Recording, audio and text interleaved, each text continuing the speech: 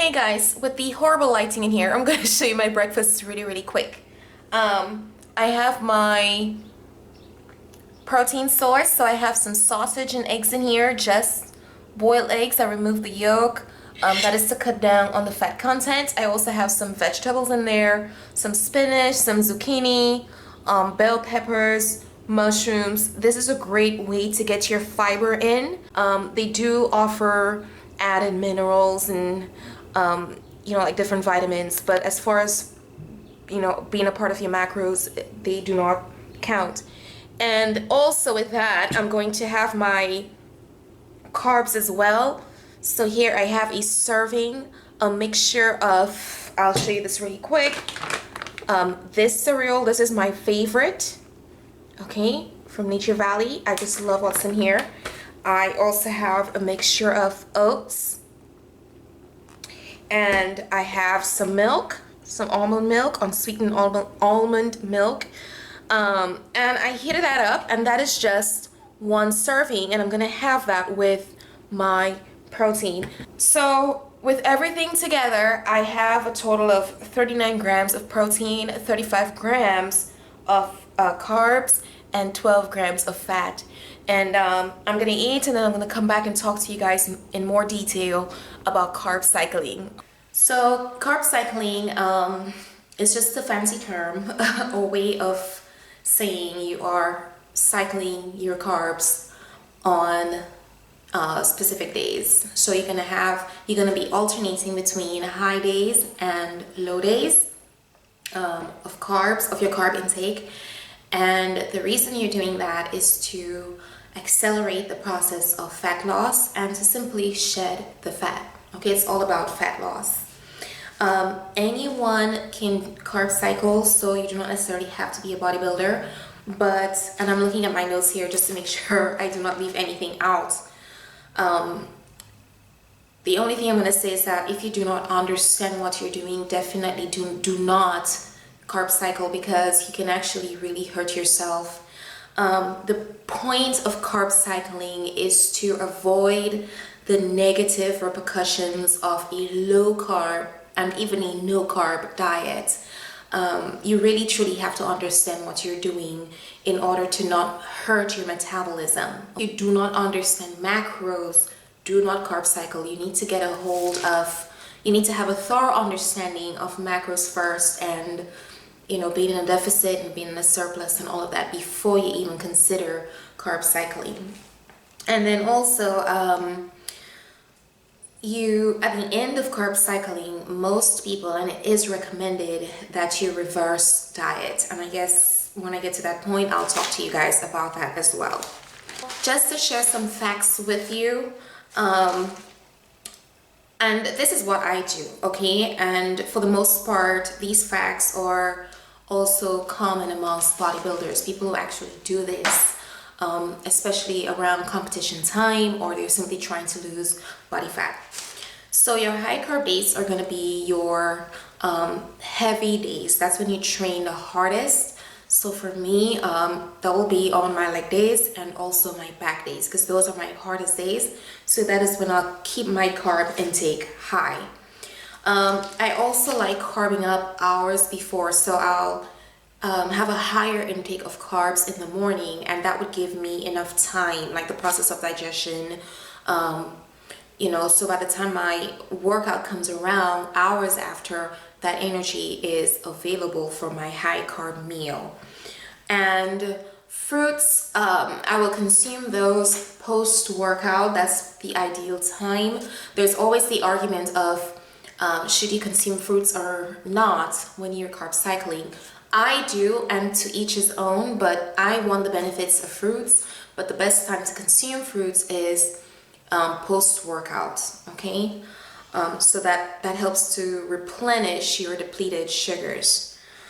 The second fact, when you're carb cycling, expect to retain water. Carbs hold on to water. So if you are the kind of person you're psychologically affected by what you see in the mirror, just know that once you are in a high carb day, your body's going to retain a little bit more water, so you're going to look a little bit fuller and the scale is going to be a little bit higher. I am not bothered by that at all. I understand what it is. It's just water weight, and that's something you can cut out just before a competition.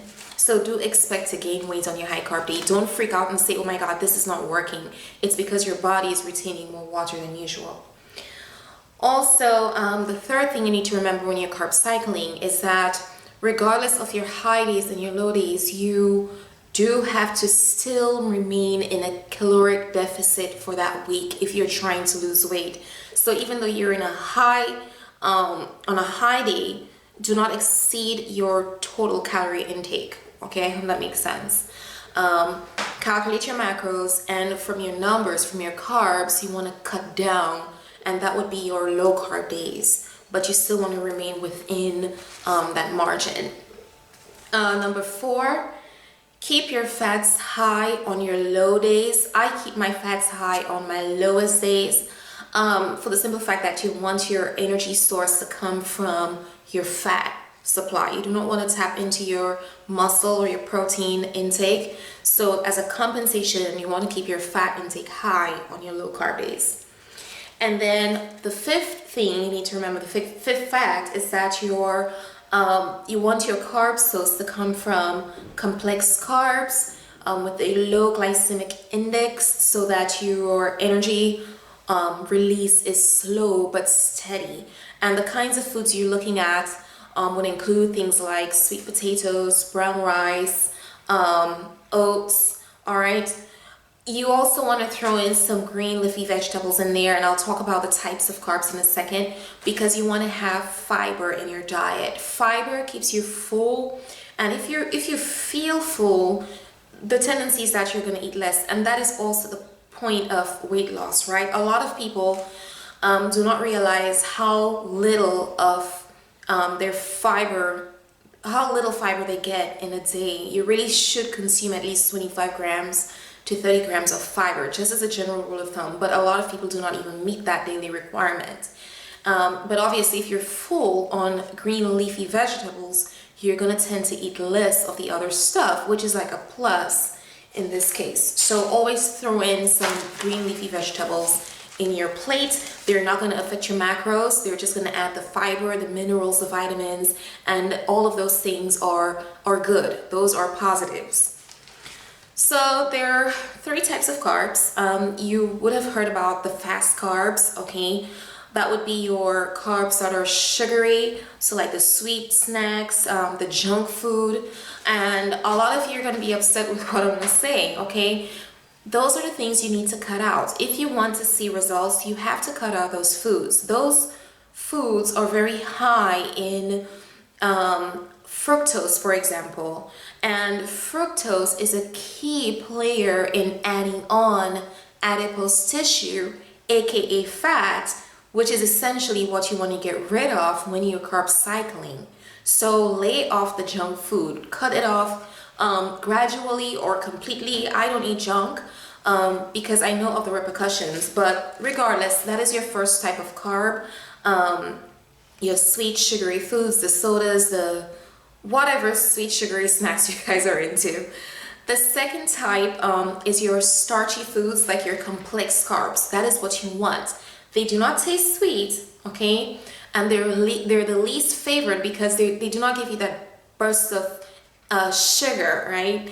But that's what you want to consume. You want to consume the grains, the oats, the sweet potatoes, the brown rice, the more complex carbs, because what that's going to do for you over time is sustain you over time, and you're not as hungry as compared to being on a fast carb diet.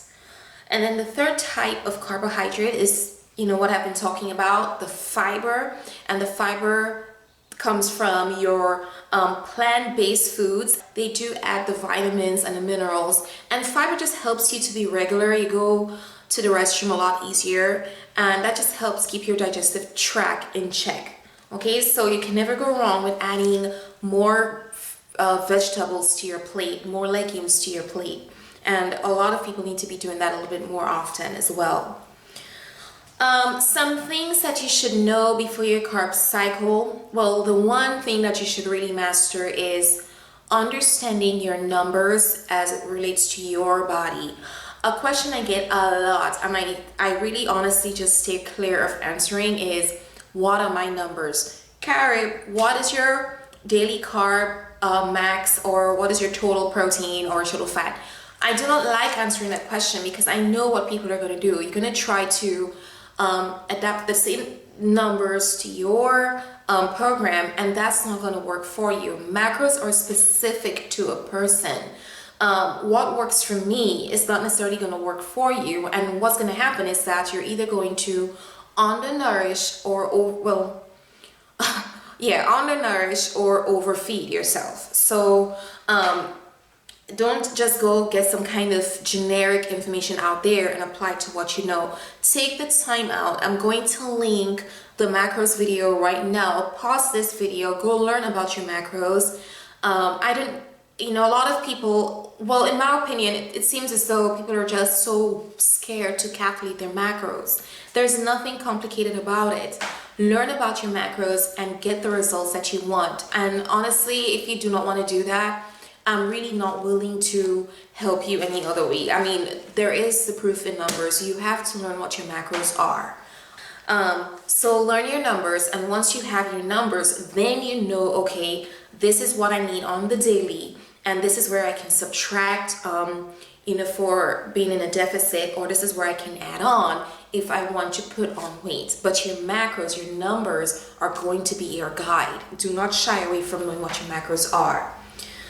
All right, some don'ts. So as I just said, do not rely on someone else's numbers. That's just specific to that person, okay? If you are clueless as to what carb cycling is, do not carb cycle. You can seriously hurt your metabolism, and the process will fail, and then you're going to be frustrated, and then you're going to say, oh, this thing didn't work. That is because you do not understand what you're doing. So that is why I keep reiterating in this video, go learn about your macros. Learn how to calculate your macros. I'm going to link the video, and I'm going to put the direct link in the description below. Take 15 minutes just to know what your numbers are. And the third thing, the third don't, is eliminating carbs completely from your diet from the get-go. Bodybuilders tend to do that, okay, but they know what they're doing. They go from a high carb to moderate to low to zero carbs, especially heading closer towards competition. If you're just doing this for fat loss, you have no business in actually cutting out carbs 100%. You do need carbs, okay? Carbs are not your enemy. You do need carbs for energy, okay? For one, you need your carbs for energy. And secondly, you need carbs to maintain your lean muscle. You just saw me with my breakfast. I do not eat the same way during my work week. Usually I'll work out in the morning or do something in the morning and then have my protein immediately after. And then on my conference period around mid-morning, okay, around 10, I'll actually have my carbs. And the reason for that is because I want to give myself enough time between then and my gym time for that process of digestion. So by the time I get to the gym, that energy is available. So different days are set up differently for me, but that is because I'm doing what I need to do to get to my goals. Now, I'm 4 weeks out. Well, if I was actually competing in March, it would have been 4 weeks out today. I'm no longer 4 weeks out. I'm competing towards the end of April. So I'm no longer carb cycling. What I'm doing right now is eating to maintain where I am, because I've gotten to my goal. But I wanted to share the video with you so you understand what carb cycling is. Of course, all of this is nothing if you're not working out as well. Weightlifting is going to help you burn more of those calories at rest. Cardio is going to help you burn excess calories at the same time. That's it, guys. Until next time, peace.